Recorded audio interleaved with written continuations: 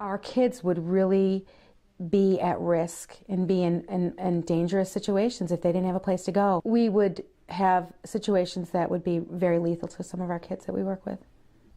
You would see a lot more kids on the streets, and a lot more kids, I would say a lot more kids doing things that our community wouldn't want happening. More youth involved more in the justice system, because a lot of the kids that we get already are coming in pretrial release, probation, PINs, whatever, and I think sometimes we're able to intervene and keep them from like reoffending or repeating.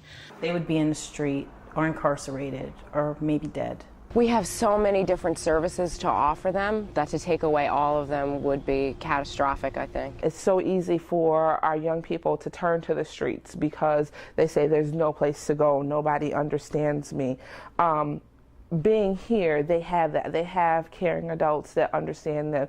They have caring adults that have walked that life and can give them their personal testimonies as far as what could have happened. And just because, you know, you made bad decisions or things happened in your life, that does not mean that you're a bad person and you can't turn around and you can't be successful in life. We did have emergency housing at one point, but we had a basic center grant through the federal government, and we actually lost our federal basic center grant, so we had to close our emergency shelter, which definitely affected the young people that were staying with us. We had to close it down and move them into other shelter services, which is really difficult because we have specialized care. We work specifically, as I mentioned, with LGBTQ youth. So the youth that wanted to stay with us and were staying with us then had to go into other programs where maybe they didn't feel quite so comfortable or safe.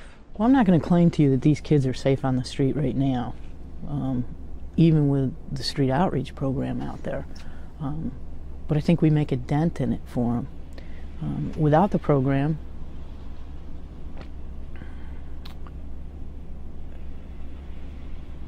there would be nobody connecting with these kids where they're at. You got to keep in mind with the street, these are kids, they're disenfranchised from the educational system. You're not going to reach them through school. They're not going to place themselves at the office door because they so mistrust adults to begin with. So there would be no adults out there trying to connect with these youth on the street and tell them, you know, there are services for you. There are ways that you can choose to change your life, and we're here to help you with that.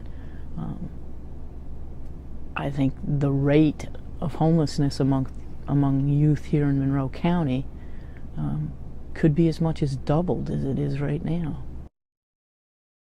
We have a young lady who was an immigrant. She was at home with her family. There were 6 people living in a 1-bedroom apartment. She was evicted. She was 17 years old. The family basically said to her, I can't care for you. I can't care for your younger brothers and sisters and care for you. She was a senior in high school in a local Mount Vernon school district. She came to the shelter. She stayed in the shelter for 30 to 45 days. And then we put her in the transitional living program where she stayed for 18 months. She graduated from college. We helped her, worked with her with getting her green card. She's now a student at SUNY Purchase College studying voice with a 4.0 cum. His mom had passed away. Really had no other options. He was living in his car. He's a very angry, kind of volatile, scared young man. And he came here, and we had a really difficult time at first with his behavior and following house guidelines. And he was here about 30 days. We assisted him in doing a referral to Job Corps in the Bronx to get his GED and to get some schooling and some skill. We were able to locate, prior to his 30 days being up here, a friend who was willing to take him until he got accepted in the Job Corps. So we transitioned him from here to his friend's house and monitored that situation until he went to the Job Corps. He stayed there about a year, got his GED, and then decided that he wanted to enter the military.